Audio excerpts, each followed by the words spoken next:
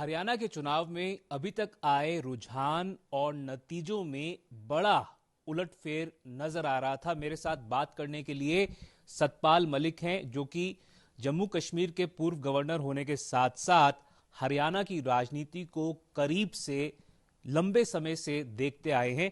सतपाल जी, किस तरह से आप देखते हैं अभी तक के जो रुझान या नतीजे सामने आए हैं हरियाणा में? मानेंगे कि एक बड़ा उलटफेर नजर आ रहा है? अनबिलीवेबल है। चूँकि मैं ग्राउंड पे था, ऐसा लगता नहीं था। अब क्या हुआ है वोटिंग के वक्त, और मैं कोई चार्ज तो नहीं लगा सकता कि क्या है, पर अनबिलीवेबल। सर, जिस तरह से कांग्रेस में अलग अलग स्वर नजर आ रहे थे, कुमारी शैलजा नाराज नजर आ रही थी, भूपिंदर हुड्डा के बारे में कहा जा रहा था कि अगर कांग्रेस सत्ता में आती है तो उनके प्रबल चांसेस हैं मुख्यमंत्री बनने के। क्या आपको लगता है कि अंदरूनी कलह जो है वो कांग्रेस के लिए घातक सिद्ध हुई है? बिल्कुल, उसका असर तो पड़ता है, ज़रूर नुकसान हुआ होगा।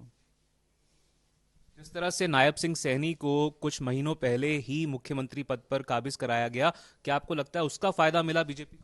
ज़रूर मिला होगा, चूँकि नायब सिंह सैनी पिछड़ा वर्ग से हैं और काफ़ी वोट है पिछड़े वर्ग का, 20% के आसपास। तो हो सकता है वो एक असर हुआ उनका। और नायब सिंह सैनी एक श्रेष्ठ और अच्छे आदमी हैं। सतपाल जी, आप लंबे समय से हरियाणा की राजनीति से जुड़े रहे हैं, आप देखते आए हैं।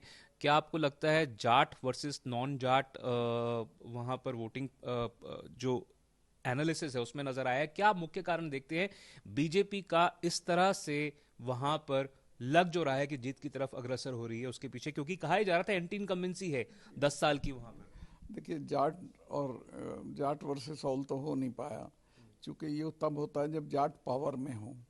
तो उस तरह की कोई बात नहीं हुई है, हुआ कुछ और है। अब आई डोंट नो क्या है, मैं अभी एनालाइज नहीं कर पाया हूँ। आप कह रहे थे हुआ कुछ और है। कई बार कांग्रेस जो है विपक्ष में जब रही है उसने मांग की है कि ईवीएम के जरिए वोटिंग नहीं होनी चाहिए। क्या आपको लगता है कि एक बार फिर से विपक्ष की तरफ से ईवीएम को लेकर बातें जो है वो कही जा सकती हैं? नहीं, मैं तो मानता हूँ ईवीएम के सवाल पे विपक्ष को एक निर्णायक लड़ाई लड़नी चाहिए। क्या मतलब है आपका? निर्णायक से मेरा मतलब है कि ईवीएम से चुनाव नहीं होना चाहिए। पूरी दुनिया में कहीं ईवीएम से चुनाव नहीं होता। जहाँ ईवीएम ईजाद हुआ वहाँ से भी नहीं होता है। तो जैसे पुरानी पद्धति थी उससे चुनाव होना चाहिए। आप कहना क्या चाह रहे हैं? आप आरोप लगा रहे हैं हरियाणा के चुनाव को लेकर के? नहीं नहीं, मैं किसी खास चुनाव को लेकर आरोप नहीं लगा रहा, पर मैं इसमें यकीन नहीं करता हूँ। सर, सत्ता पक्ष ये कह सकता है, बीजेपी ये कह सकती है कि अगर हरियाणा में वो जीतती हुई नजर आ रही है तो जम्मू कश्मीर में वो पिछड़ी हुई है। तो उस तरह से अगर देखा जाए तो क्या आपको लगता है कि आपकी ये बात ईवीएम को लेकर कहनी सही है? मैं किसी खास संदर्भ में ईवीएम की बात नहीं कर रहा हूँ, पर in general EVM not reliable.